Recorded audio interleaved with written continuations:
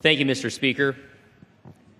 6 years ago, I entered this chamber and raised my right arm to take the oath of office as a member of the United States House of Representatives. I remember feeling so excited about the opportunity that lied ahead. I remember vividly this chamber and all that it meant to me and to the country. The men and women debating the big issues of the day, not always agreeing, but always fighting without apology for what they believed in.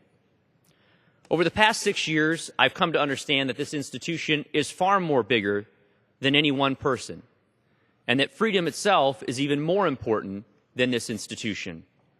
Some of the world's greatest debates have occurred right here in this chamber, for what happens here affects more than just the people of my district or even my country. Over those 6 years, I've done my best to contribute constructively to the process and to serve the people of my district and my country. My guiding principle has always been rooted in the belief that Washington should only do what people cannot do for themselves.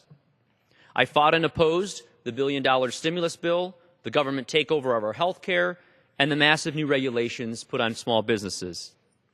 But more importantly, for the people of my district, so that I fought that their voice would be heard and respected among my colleagues. For I heard that voice in every vote that I have cast.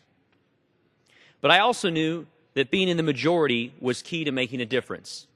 And so I'm proud of the work I've done to contribute to a Republican majority here in Congress, to begin to scale back the overreaches of a bloated federal government, and to begin to bend the curve on out-of-control spending. That has only happened because of a Republican majority, and I'm proud to have played a role in building it. During this time, I saw how slow the federal government can be and how frustrating Congress can get. But I also learned that one man can make a difference. Working with my Republican colleagues and across the aisle with my Democrat friends, we've been able to pass legislation that help businesses across America create millions of jobs. Some of them have been located in my home district, but many more across this great country. There was, is, and will be so much to do, and I'm honored to have played a small part in making a real difference.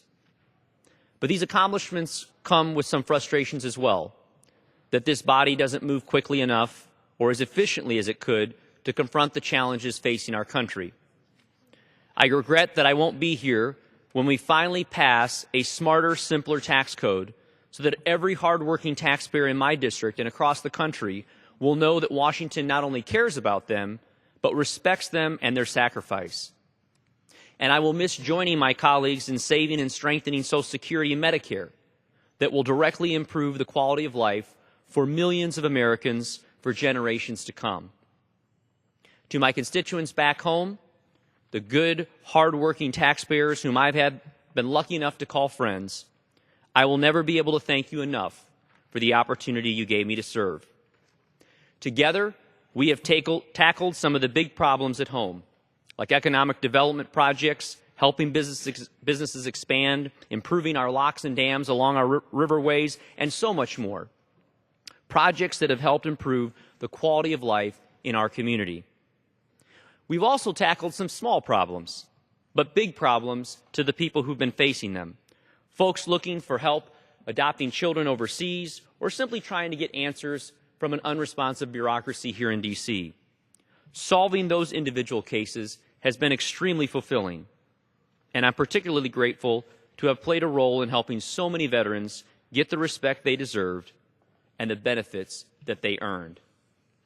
I'm proud of the good work that my team has delivered to the tens of thousands of constituents who've turned to our office for their time and need. My staff delivered for me because they delivered for you every day, 24/7. I was never more excited than the day I walked into this chamber 6 years ago. I leave here with sadness and humility. For those whom I've let down, I will work tirelessly to make it up to you. I know that God has a plan for my life. The good book tells us that before I formed you in the womb, I knew you. I also know that every person faces adversity in life.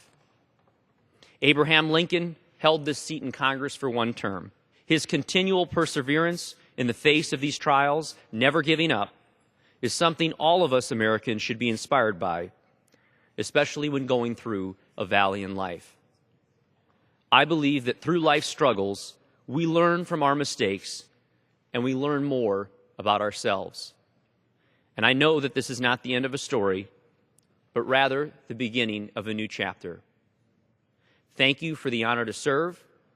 I look forward to keeping in touch with my friends in this chamber and my friends across the 18th District.